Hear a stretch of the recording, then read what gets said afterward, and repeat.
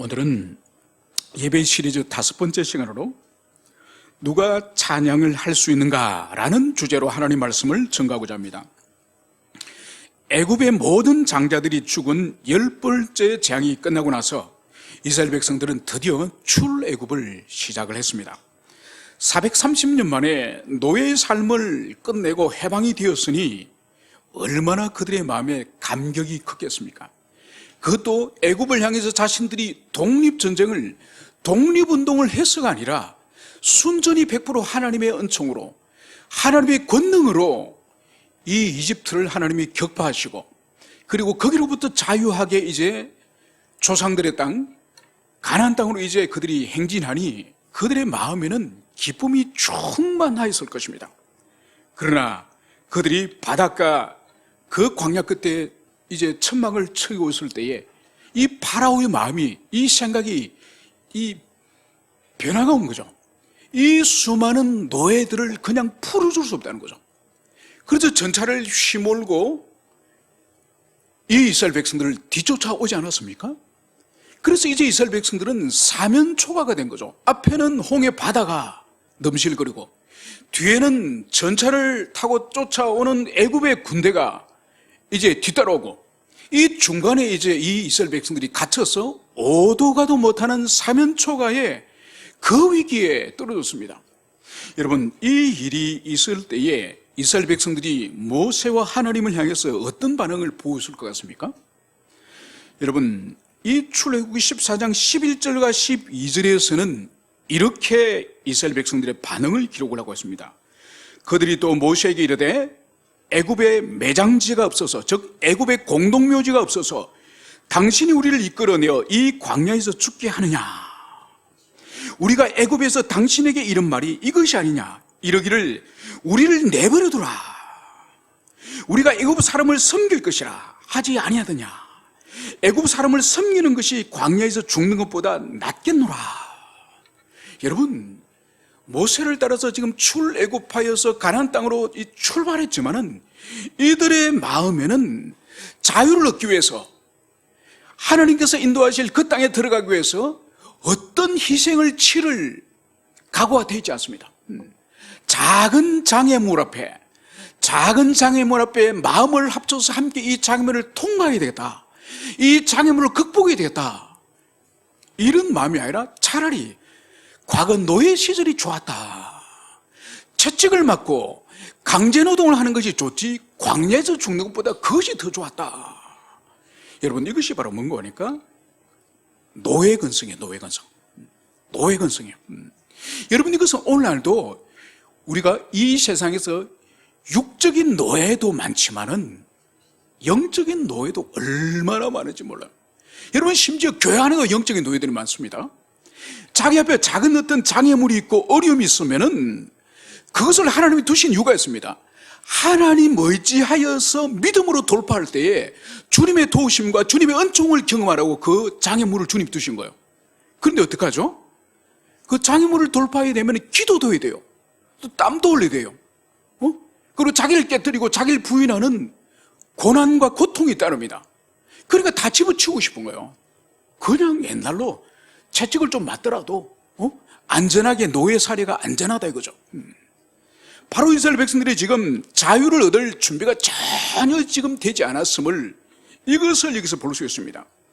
그런데 하나님은 이들의 이 원망과 이 절망과 이 비난을 주님은 못 들은 척 하세요. 아직은 영적인 어린아이니까, 아직은 하나님과 신의 산에서 언약도 맺지 않은, 언약에 아직 체결도 하지 않는 그런 이스라엘이니까 하나님은 못 들은 척 하시면서 모세를 사용하세요. 그래서 모세를 사용해서 바다를 가르게 하시고, 이 바다를 구체적으로 성경은 2번씩이나 물벽을 주님께서 세우시고, 그러니까 이 수족관, 이 큰 대형 수족관이 양쪽에 서 있고 이 중간에 길을 만드시는 거예요. 그리고 하나님이 동풍을 보내서 이 땅에 이 바닷바닥에 갯벌이지 않습니까? 이 갯벌이 마른 땅이 됐다는 거예요. 마른 땅이. 여러분, 그래야 되지 않겠습니까? 건너가려면은 어린애도 있을 테고 또 가축도 있을 텐데 그 진흙 구덩이를 어떻게 건너가겠습니까? 그래서 주님께서 바람을 보내서 이 바닷길을 마른 땅으로 만들어서 주님이 그 길로 이스라엘 백성을 건너가게 한 거죠. 문제는 이스라엘 백성들이 건너가는 그 뒤를 이 이집트의 이 전차부대, 이 군대가 뒤를 추격을 했다는 거죠. 여기에 대해서 하나님께서 오늘 우리 읽었던 본문에서 모세의 손을 다시 바다를 향해서 내밀게 하였을 때에 어떤 일이 벌어졌습니까? 바닷물이 이제 이집트의 전차부대를 덮쳐서 모든 사람들이 다 바닷물에 삼킴을 당하고 죽임을 다 당하도록 주님이 그 엄청난 역사를 하였음을 볼 수 있습니다. 여러분, 그래서 이 결과, 이 사건에 대해서 오늘 14장 31절에서는 이렇게 말씀을 하고 있습니다. 이스라엘이 여호와께서 애굽 사람들이 행하신 그 큰 능력을 보았으므로 백성 여호와를 경외하며 여호와와 그의 종 모세를 믿었더라. 여러분, 잠시 전만 하더라도 이 사람들이 앞에는 바다요, 뒤는 이집트의 이 군대가 쫓아왔을 때 이들이 어떻게 했습니까? 아니, 우리를 묻을 데가 없어서, 공동묘지가 없어서 여기 끌어내서 우리를 죽이려고 합니까? 우리가 안 나오겠다 그러지 않았습니까? 이집트의 노예살이 하는 것이 낫지 광야에서 죽는 것보다. 이 원망하는 이 사람들이 바다를 쪼개시고 또 여기를 통해서 탈출을 시키시고 뒤에 쫓아오는 이 이집트 군대를 전멸시키는 하나님의 놀라운 이 일을 이들이 보고 난 이후에 어떻게 하죠? 하나님을 드디어 경외하고 그리고 하나님과 모세를 믿었더라. 여러분, 이 놀라운 사건을 이들이 경험한 이후에 바로 이들이 하나님을 향한 경외의 태도와 또 믿음을 이들이 가졌음을, 이것을 여기서 볼 수 있습니다. 여러분, 이 일을 끝내고 나서 오늘 15장 1절과 2절에서 이들이 큰 하나님의 구원을 경험하고 나서 제일 먼저 이들이 하는 일이 바로 뭡니까? 이들이 하나님을 찬양하는 일을, 이 모든 민족 공동체가 하는 이것을 여기서 볼 수 있습니다. 여러분, 그래서 15장 1절에서 이렇게 말씀하시는 거죠. 이때 모세와 이스라엘 자손이 이 노래로 여호와께 노래하니 일러스되. 여러분, 이 노래는 모세의 노래라는 제목으로 알려져 있지만은 모세 혼자 찬양을 한 것이 아니에요. 모세가 앞장서서 모든 이스라엘 백성들이 잠시 전에 그들이 죽음 직전까지 떨어졌다가 바로 하나님의 놀라운 기적을 통해서 바닷물을 이제 합쳐버려서 이집트의 군사들이 전멸당하는 이 구원의 역사를 이들이 생생히 경험하고 나서 모세의 선창을 따라서 이스라엘 백성 전체가 거대한 홍해 앞 성가대가 되어서 이들이 찬양하지 않겠습니까? 여러분, 우리가 작은 숫자가 모였어도 한 음정과 한 가사를 기쁨으로 찬양하면은 얼마나 우리의 음성이, 이 찬양이 아름다운지 모릅니다. 그런데 보세요. 200~300만 을 한다면 우리나라로 치면은 광역시 2~3개, 그죠? 그 사람들이 그 광야에 모여가지고 모세를 따라서 그 거대한 성가대가 하나님께 찬양을 올려드린다고 생각해 보세요. 그 광야와 그 광야를 두르고 있는 그 산지와 그 모든 이 바위를 때리는 이 찬양의 소리가 하늘로 올라가지 않겠습니까? 엄청난 성가대의 찬양이 울려 퍼지는 거죠. 그래서 그들이 제일 먼저 구원을 경험한 이후에 한 일은 그들이 바로 모든 하나님의 백성들이 성가대가 되어서 찬양을 하나님께 올려드리는 이 사건을 여기서 볼 수 있습니다. 여러분, 여기서 우리가 중요한 결론을 하나를 내릴 수 있습니다. 바로 누가 찬양을 할 수 있는가? 누가 하나님께 힘을 다하여 찬양할 수 있는가? 그것은 바로 찬양할 수밖에 없는 이유를 가진 사람, 찬양할 수밖에 없는 하나님의 구원의 사역을 경험하고 하나님의 놀라운 이적과 표적을 생생히 경험한 그 사람만이 하나님께 찬양할 수 있음을 여기서 보여주는 거예요. 여러분, 그래서 찬양은 교회를 오래 다닌 사람이거나 자신이 목사거나 장로거나 권사나 집사가 찬양하는 것이 아니라 여러분, 자기 인격과 자기 심령에 하나님을 만난 경험이 있는 사람, 하나님을 사랑하는 사람, 하나님의 놀라운 사건을 통해서 하나님을 경외하는 사람, 그 사람이 하나님을 찬양할 수 있는 거예요. 입을 다물게 하고 입에 재갈을 물리더라도 그 사람은 자기의 목청을 다해서 온 전심 전력을 다하여 하나님을 찬양하는 거예요. 여러분, 반대로 왜 예배 시간에 찬양을 못할까요? 왜 입이 있어도 찬양을 못할까요? 왜 다른 사람은 힘을 다해 찬양을, 자기는 찬양을 못할까요? 하나님 만난 경험이 없기 때문에, 하나님의 성품과 하나님의 그 위대한 사역이 자기 인격에, 자기 심령에 역사하지 않았기 때문에, 그냥 객관적으로 성경을 통해서 객관적으로 하나님께서 들은 그 일밖에 없기 때문에 자기 인격을 때리고 자기 영혼을 때리는 이 경험이 없기 때문에 찬양할 수 없는 거예요. 여러분, 이것을 가슴에 새겨야 돼요. 그래서 우리의 찬양의 생활은 우리의 경건과 우리의 신앙과 우리 내면 속에 진정으로 하나님에 대한 사랑이, 경외심이 있는지 없는지를 보여주는 가장 분명한 증거가 바로 우리의 찬양 생활을 할 수 있을 것입니다. 그래서 여러분 스스로를 돌아보세요. 여러분, 하나님은 어디나 계세요? 여러분, 이 작은 교회는 안 계시고 큰 수천 명, 수만 명 모인 교회만 하나님 계시는 것이 아니에요. 어느 교회를 가더라도 동일한 하나님이에요. 많은 사람들이 착각하는 거예요. 큰 예배당에 가면은 큰 하나님이 계시고, 북한 제야교회처럼 두세 명이 모인 곳에는 하나님이 안 계시, 그런 게 아니에요. 여러분, 어딜 가도 그분이에요. 신앙의 본질은 어디를 가는 것이 아니에요. 바로 하나님 앞에 항상 그분 앞에 대면하고 그분과 인격적인 관계를 맺고 그분 앞에 기도하고 그분 앞에 찬양하는, 이것이 신앙의 본질임을 여러분들이 가슴에 새기시길 바랍니다. 여러분, 그래서 중요한 것은 하나님에 대한 만남의 경험이 자기가 개인적이고 인격적인 경험이 있어야 돼요. 이것이 신앙의 출발이에요, 출발. 이것이 없는 사람은 100년을 신앙해도 사실 신앙의 출발을 하지도 않은 거예요. 여러분, 가끔 이렇게 유튜브를 보다 보면은 이 찬양에 대해서 검색을 하다 보면은 유명한 이 가수들이 찬양을 하는 경우들이 있습니다. 그래서 이 사람은 K-팝의 아니면 트로트의 유명한 가수인데 한번 들어보는 거예요. 아마 그 사람도 크리스찬일 가능성이 있습니다. 근데 크리스찬이니까 이제 그렇게 찬양을 하겠죠. 그런데 가만히 들어보면은 음색도 좋고 또 음악을 많이 했기 때문에 기교가 아주 뛰어납니다. 그런데 가만히 들으면은 이 하나님 만난 경험이 없어. 그냥 소리는 좋고, 고음 처리라든지 모든 것들은 잘하는데 이 찬양을 들으면 이 가슴에 울림이 없어. 울림이 없어. 감동을 주지 못하는 거예요. 여러분, 그래서 찬양이 제일 중요한 거는 음악성이 뛰어나다든지 기교가 있다든지, 여러분, 그거는 부차적인 문제예요.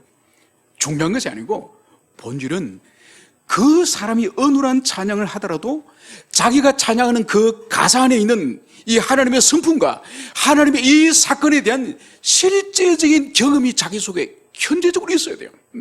그렇지 않으면 그 찬양은 기계적인 찬양밖에 되잖아요. 여러분, 그래서 우리 교회야 수백 명, 수천 명이 있어서 앞에 있는 사람 뒤에 숨는다든지 기둥 뒤에 예배 시간에 숨는, 이런 것은 불가능하지 않습니까? 다 제 눈 안에 다 있으니까. 그런데 실제로 보면은 이 수백 명, 수천 명이 모인 이 예배를 인도하다 보면은 어떤 일이 있는 거 아닙니까? 이 찬양 시간에 찬양을 못해요. 못해요. 그런데 그 지체들 가운데서 제가 목양하는 지체에 있을 거지 않습니까? 마음이 아프죠. 근데 그런 지체를 상담을, 면담을 하면은 결론이 나옵니다. 찬양을 하기 위해서는 개인적으로, 인격적으로 주님을 만난 회심의 경험이 분명히 있는 사람이 사실 진지하고 열렬하게 마음의 중심을 가지고 찬양을 할 수 있는 겁니다. 그런데 그런 지체들은 하나님 만난 경험이 없습니다. 그러니까 그런 사람을 기다려줘야 돼요. 인내해줘야 돼요. 왜냐하면 이 찬양할 수 있는 영적 역량이 하나님과 관계가 없는 거예요. 그래서 그런 분들은 정말 자기 자신의 영혼을 회심에 이르도록 정말 주님 앞에 기도하고 그런 진지한 찬양 생활이 그런 사람들에게 있어야 되는 것입니다. 이제 우리가 한번 또 살펴볼 것은, 여러분, 오늘날 교회에서 예배 갱신이나 교회 성장의 차원에서 교회마다 이 찬양사에게 얼마나 공을 들이는지 모릅니다. 그래서 교회에서 투자를 많이 해요. 그래서 고가의 어떤 이 악기들을 구입하기도 하고, 그리고 또 음향 장비라든지 조명이라든지, 그래서 아주 이 강단을 무대처럼 만들어가지고, 그래가지고 찬양사역자가 인도를 하면서 이 성도들의 어떤 정서적인 어떤 것을 끌어내려고, 뭔가를 느끼게 하려고 이 애를 쓰는 이런 것을 볼 수 있습니다. 옳지 못한 거죠. 그래서 악기라든지 인위적으로 이 사람들의 정서에 어떤 자극을 줘서 뭔가를 느끼게 하겠다는 이것은 옳지 않습니다. 성령의 역사가 아니에요. 그래서 종교개혁 시대 때 아예 악기를 사용하지 않았습니다. 왜냐하면은 보세요, 우리가 한 개의 이 아카펠라로 이렇게 찬양을 하는 거랑 여러 가지 악기를 동원하는 거랑 이 사람의 이 정서의 정동이 다르거든요. 그래서 종교개혁자들은 우리가 오늘날 볼 때는 지나칠 정도로 악기를 아예 사용하지 않았어요. 왜냐하면은 우리의 어떤 정서의 어떤 감동과 역사하시면 성령께서 역사하셔서 주시는 그것이 참된 찬양인데, 막 오르간이나 신디나 아름다운 악기 소리를 통해서 우리의 어떤 정서의 감동이 일어난다 한다면 이거는 성령의 역사가 아니라고 본 거죠. 너무 이제 편협하게 이제 그렇게 해석을 한 거죠. 그 정도로 오늘 현대 교회는 악기라든지 오케스트라라든지 아니면은 이 음악을 전공한 이 전문가들이 모여서 성가대를 이루는 이런 일들이 이 대형 교회에서는 많습니다. 그래서 교회 성장의 이 목적으로, 예배 갱신의 목적으로 이 찬양을 그렇게 수단으로 사용하는 거죠. 이게 옳지 않습니다. 왜냐하면 이 찬양 자체가 이미 예외고, 찬양 자체가 하나님을 만나는 일인데, 그래서 찬양을 통해서 주님을 높이고 그분과 인격적인 교통을 누리는 것인데, 아니 이것이 무슨 수단으로 사용됩니까? 교회 성장의 수단으로, 사람들을 모으는 수단으로, 여러분 이건 절대로 옳지 않은 거죠. 찬양은 이미 그 자체가 하나님을 인격적으로 배웠고 주님과 인격적으로 교통하는 그런 사건이지 결코 수단으로 사용되어서는 안 된다는 것을 여러분들의 가슴에 새기시길 바랍니다. 특히 이제 이 음악이, 이 찬양이 이제 전공자들 중심적으로, 그리고 이 재능이 타고난 사람 중심적으로 이렇게 사람을 뽑다 보면은 어떤 일이 일어나냐, 바로 이 성가대나 이 찬양대가 하나님께 올려드린 찬양이 되기보다는 사람들에게 자신들의 기량을 드러내는 이런 마치 발표회, 연주회처럼 이런 일들이 일어날 수 있습니다.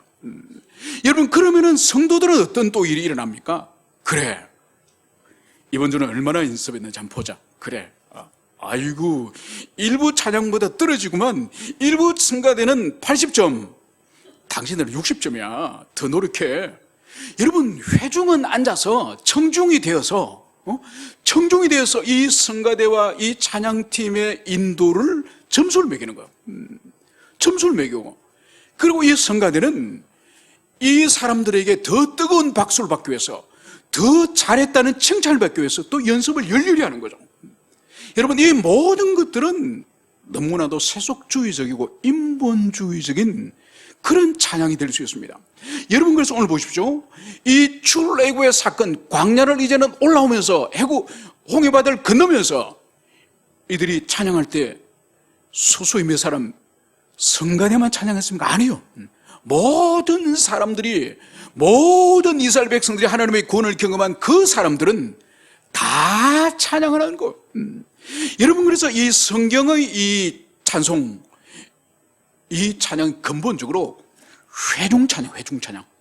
소수의 이 전공인, 전문인, 음악가, 이 사람들이 모여서 아주 퀄리티가 높은, 질이 높은 그런 찬양을 올려드리는 것이 아니라, 하나님은 음성을 들으시는 분이 아니라 하나님은 중심을, 찬양하는 사람의 중심을 보시는 분이시기 때문에 바로 모든 회중들이 한 목소리로 찬양하는 이 찬양을 주님이 받으시고, 바로 그것이 성경의 기본적인 찬양임을, 이것을 여러분들이 가슴 새기시길 바랍니다.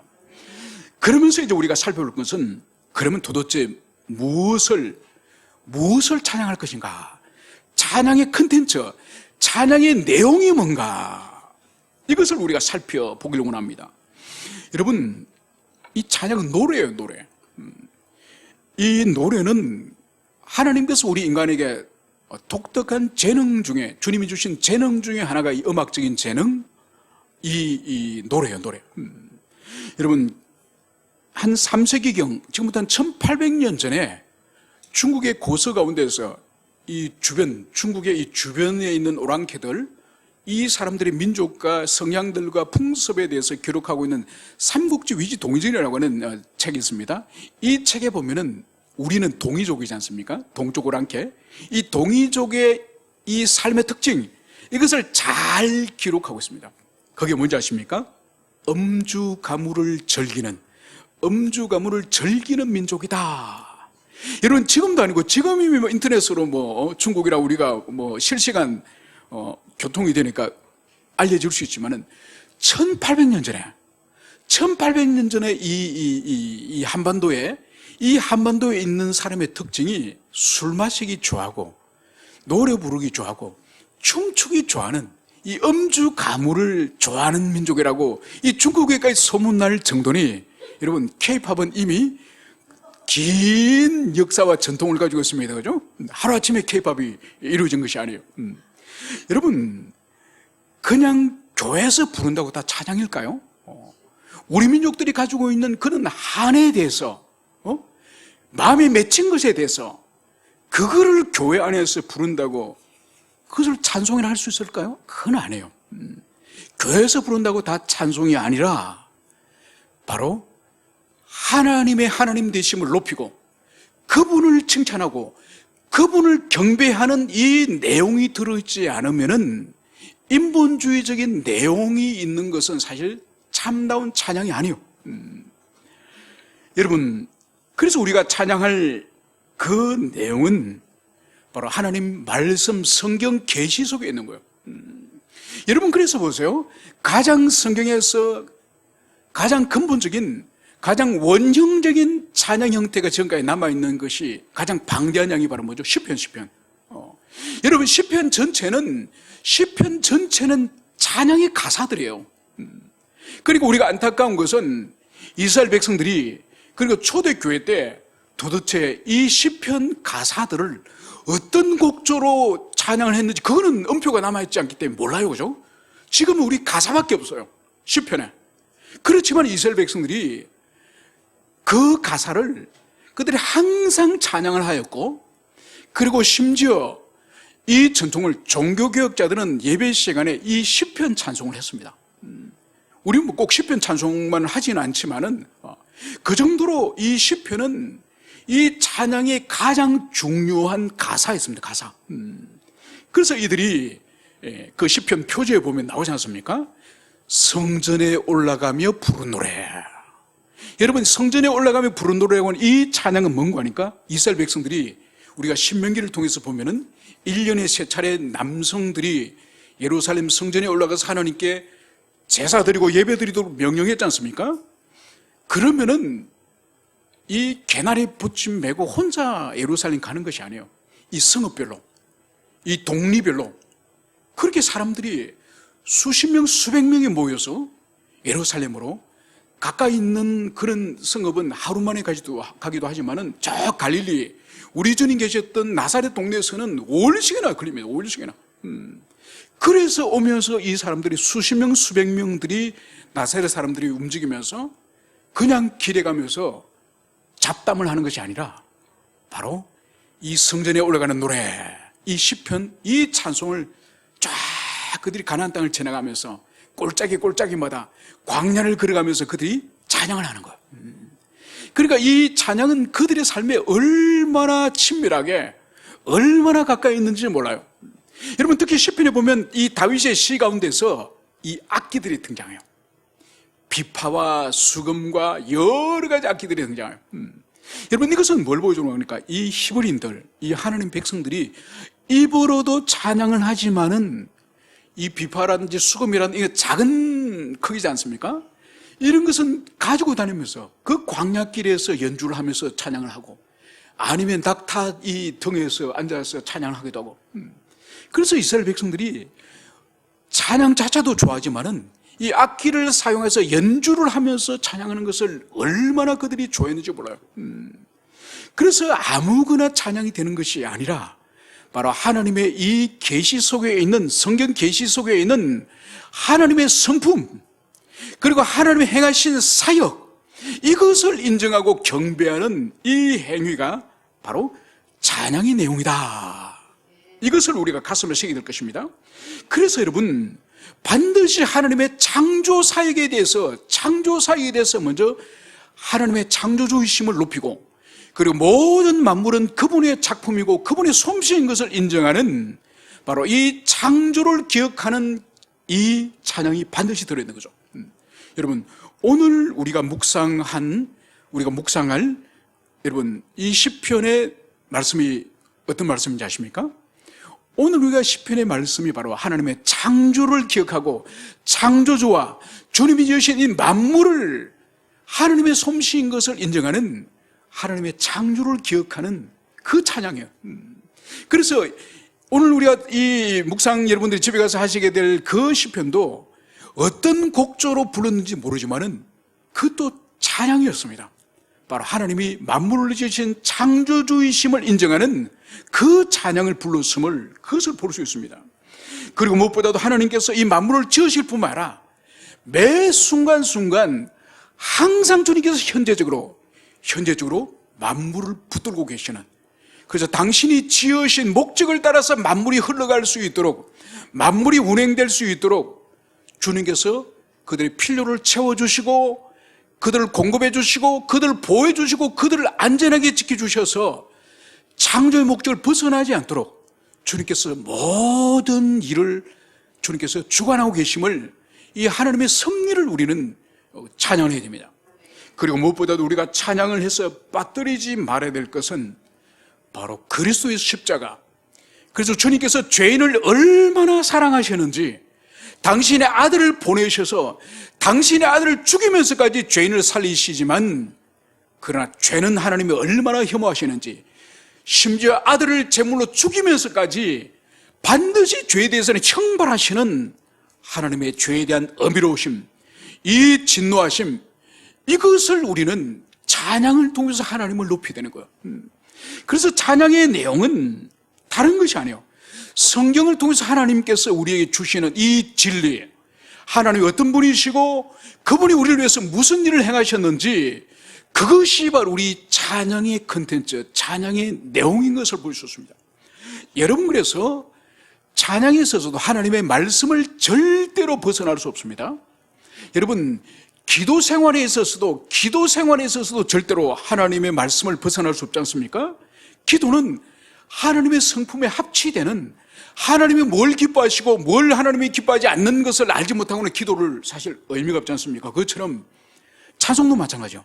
찬송의 컨텐츠가 성경 계시를 통해서 하나님을 높이는 건데, 진리 말씀을 알지 못하고 찬양을 한다는 것은 그것은 불가능하죠.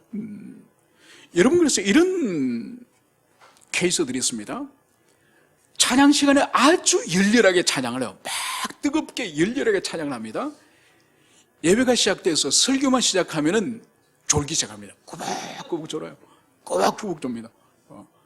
그리고 이제 설교가 다 끝나고 나서 이제 이 설교자가, 여러분 오늘 들었던 말씀을 붙들고 오늘 들었던 말씀을 붙잡고 기도합시다. 그럼 눈이 번쩍 뜨면서 막 열렬하게 기도해요. 아니, 도대체 뭘 들으셨길래? 그런 기계적인 찬양이죠. 찬양하자니 찬양하고, 또 기도하자니 기도하고.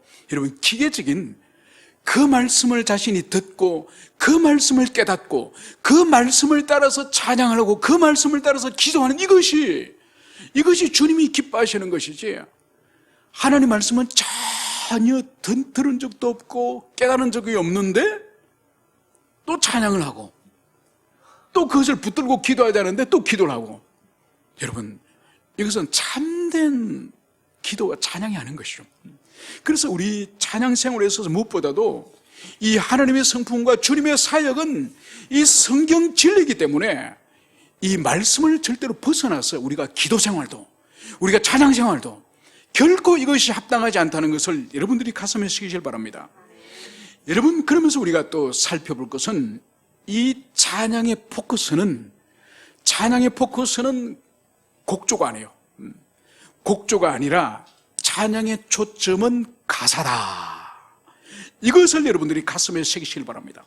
그래서 여러분, 찬양을 할 때는 머릿속에 아무 생각 없이 입만 크게 벌려서 찬양하는 것이 아니에요. 여러분, 입은 찬양을 하지만 우리 머릿속에는 그 찬양의 가사를 주목해야 되는 거예요. 그 찬양의 가사에 하나님의 창조를 지금 기리고 있다고 한다면 하나님의 창조를 기억하며 묵상하며 찬양을 해야 되고, 바로 그 지금 찬양의 현재 가운데에 지금 우리 주님께서 우리를 위해서 십자가에 비참하게 피 흘리는 대속의 사건을 지금 찬양한다면 우리의 머릿속에는 주님의 십자가 대속을 지금 묵상하면서 그 하나님의 희생을, 주님의 희생을 지금 생각하면서 찬양을 해야 되는 거예요. 그래서 아무 생각 없이 입으로만 찬양하는 이것은 정말 이것은 옳지 않은 거죠. 여러분, 그렇기 때문에 이 찬양의 초점이 가사이고 곡조가 아니기 때문에 이것이 뒤집어지면 안 됩니다. 가사는 아무 생각 없고 막 그냥 이 흥이 나가지고 곡조에만 신나게 박수치고 막 따라하는, 바람직하잖아요. 항상 가사를 집중해라. 여러분, 가사를 집중해야 되기 때문에 이 곡조가 너무 경박한 곡조면 안 됩니다. 또 너무 빨라가지고 지금 무슨 찬양을 하는지도 이 가사의 의미도 알지도 못하고 너무 빠른 속도의 그 찬양도 사실 옳지 않습니다.